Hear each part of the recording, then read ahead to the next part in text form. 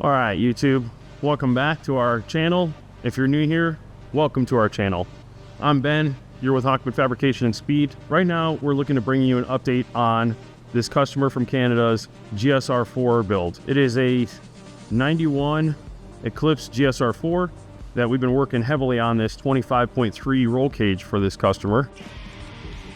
This is gonna be certified for 650s in the quarter mile. It'll leave here stamped by the NHRA with that certification. In the meantime, Dom and I,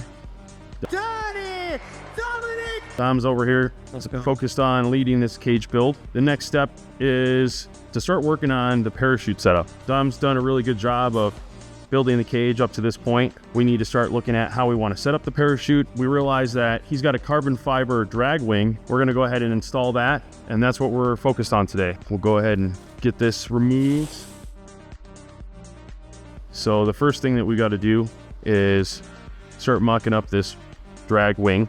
And this is from Carbonetics Carbon Fiber. So we'll go ahead and unpack that now. Now that we've got it all unpacked, you can see the various pieces that we have here. We've also got our lip, which is sort of a reinforcement. And then these are the spill plates that go on the side. So I've ordered a couple of hardware kits from Quarter-Max in order to install some reinforcements to this. But in the meantime, we'll go ahead and start drilling out our holes, which we'll start with drilling out evenly spaced holes on the wing itself. And Dom's already been kind enough to start the blue tape and mark process over here.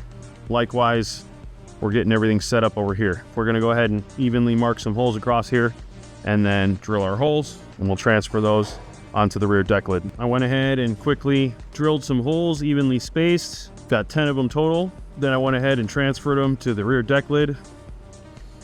Now that we've got this all drilled out, we're gonna go ahead and rivet this to the backside of the deck lid. We've seen some people do riv nuts and make this a removable setup. I'm not really sure if that makes sense, because at the end of the day, I don't know that this is gonna get removed. Even then, you could drill out the rivets.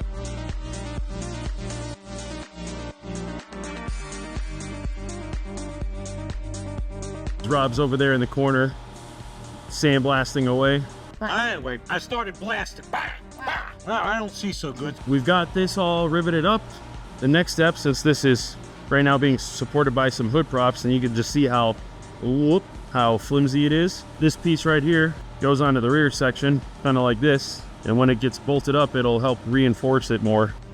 Okay, so now we have this rear support installed. Actually, before we can do the spill plates, what we're gonna need to do is trim the side of the spoiler over here, probably a little bit on each side, because as you can tell, it's hitting the body, slowly trimming each side. I'll remove these stilts, close the rear latch, because that's the whole point, is getting this thing closed. Done this on both sides. It's a slow, painful process. In addition to that, I've already got the Quarter-Max supports that I ordered. I want to make sure everything is centered, because as soon as we start doing those supports, you really want things dialed in. Dom together and I loosened the hinge bolts and tried to slide this thing over so that it's a little bit more centered. We've come to the conclusion that the best way to do this is what I've seen most people do with these rear hatches, is they'll install one of these quick release button setups, this quick latch setup. So that's what I'm going to go ahead and do, and that'll also allow me to make sure this thing is centered when it's closed, and it'll help ensure that the trimming is also precise as well. So I'm going to go ahead and install a set of these. That consists of drilling a hole down here in the under section of the trunk area to mount the stud. Been sitting in my pocket. And then once this is mounted in here, we'll have something for this button to latch onto.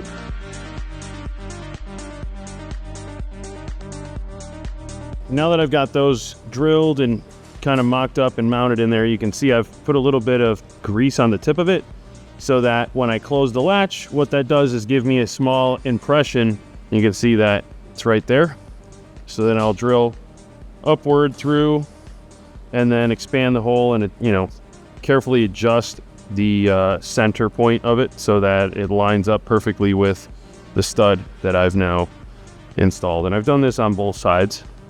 So let's go see how this one came out. Yep, sure enough, you can see that one. So I'm gonna go ahead and drill those now. All right, so flash forward. Dom has got the chute set up on the car, get this thing leveled first and then mount the spill plates, because then I could really dial them in. So I've got this kit from Quarter-Max over here, and it comes with enough supports for spill plates as well as the main wing. I've kind of roughly laid out the way this all works. These are the 4 wing mounts, and then they give you a couple of these which are supposed to be their strut mounts. I really like this type of a layout. We'll go ahead and start mounting up the main wing stuff. If I need to make my own brackets later on, we'll do that. They did give us a bunch of stainless hardware. This customer is going to want everything to look nice and clean, so we will be powder coating all these brackets. They're all currently raw, and I've got him all black. It'll look really nice on the car. The first thing that I did to lay this all out, I just laid down a piece of tape, and it doesn't have to be perfect, just as a reference so that when I take a measurement across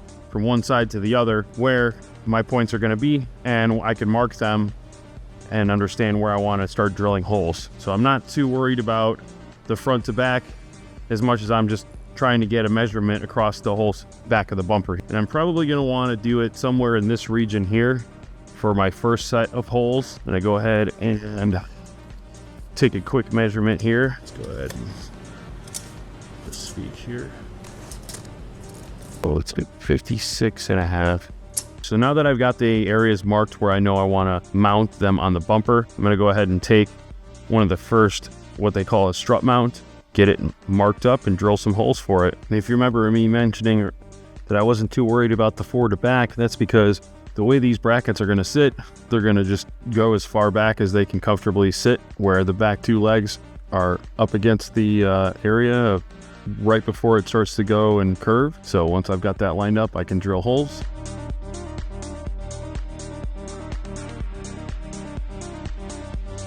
Drilled out and mounted the rear struts on the back bumper, as you can see, and they're all spaced accordingly. Do the same thing, but on the top side here. I did rivet these on because in the end, like I mentioned, we're going to be bolting these on. We're also going to be sending out these brackets for powder coating. So rather than taking the time to put on the hardware and deal with going under the bumper, I just riveted these on, which can be quickly and easily drilled out. I will use the hardware on the top side since it's easily accessible, unlike the bumper. Just pointing that out there for those of you that may be opinionated on the way I've done things. You can do it however you want. This is how I'm doing it and saving my customer time.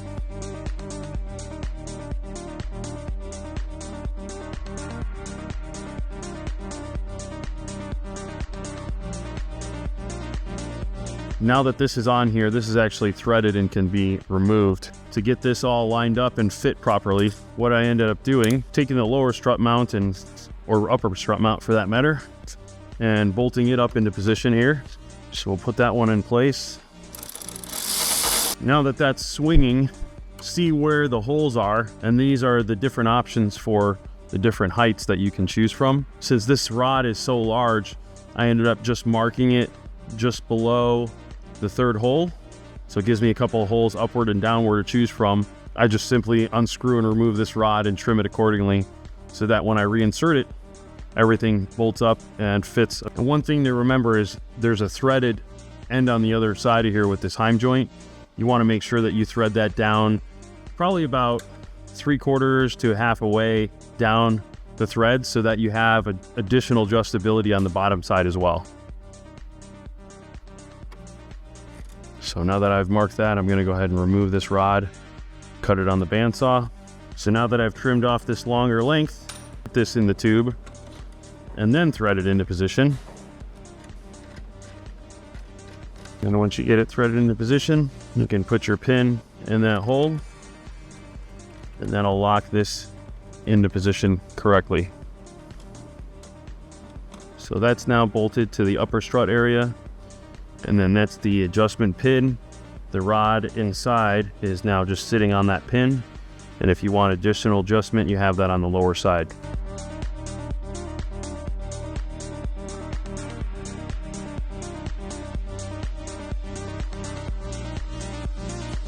So now we've got all of the main struts hooked up. Time for us to do the spill plates along the side here. First thing that I had done in order to get this kind of figured out, what you have to do is take into consideration the amount of surface area that you have to mount to.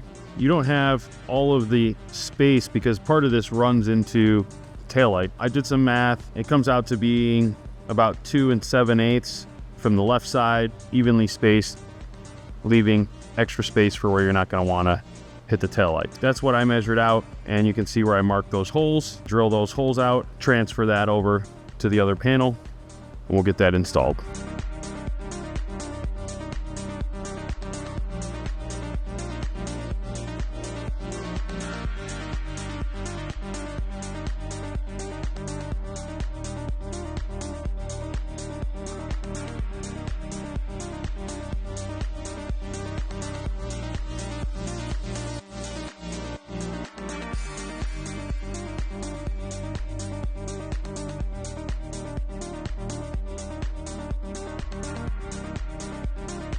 There's one side as far as spill plates go, but you can see how nice I've got this trimmed out to follow the taillight line.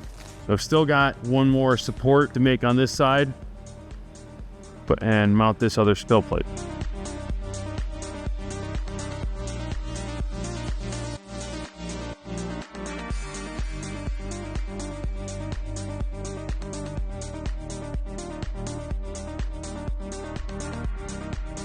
You can see I've already drilled out my holes now, like we did on the passenger side. They're 2 7/8 inch apart. That gives me a nice even 5 holes across the center there. This is where it becomes a crucial process, trying to match the passenger side over to the driver's side. Now, you're not always going to get them perfect. What I'm going to try and do is give you a little bit of insight as to what I do to try and get things mirrored or matched so that they are the exact same on either side. You're trying to figure out, okay, how high and low do I have to have this side and this side in reference to where the wing mounts? So what I'm looking at now is the lip of this edge here is matching basically the deck height of this back hatch right here, and where the rear wing is mounting to the rear hatch. And if I go over here, I can see that the top of the curvature on the deck of the wing is just slightly above. So what I'm going to do is try and use that information to my advantage to get this all mimicked over here on the other side. Hopefully this all makes sense to you guys. If you found this helpful, please comment below and let us know.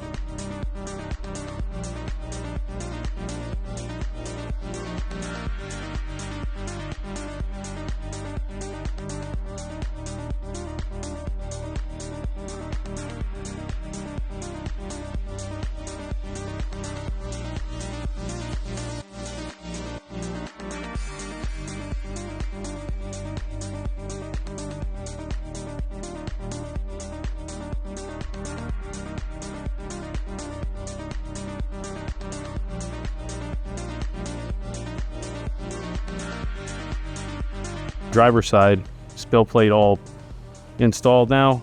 It's matching the other side.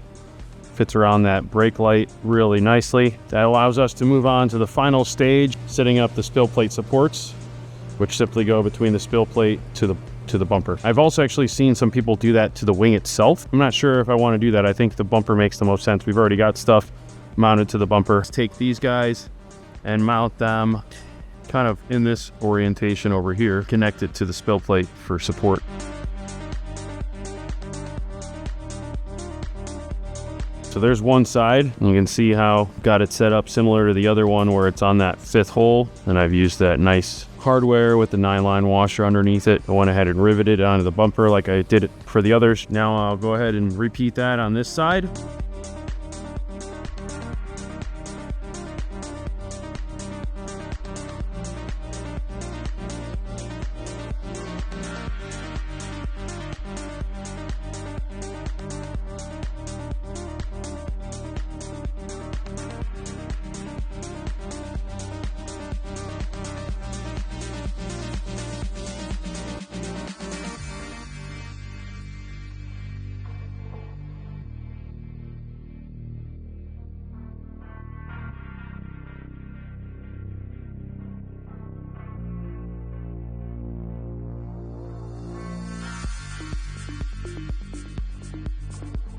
We've got the spill plates on now, along with the spill plate supports. Everything's looking really clean. If you guys have any questions about this process, feel free to post comments and I'll do my best to answer them.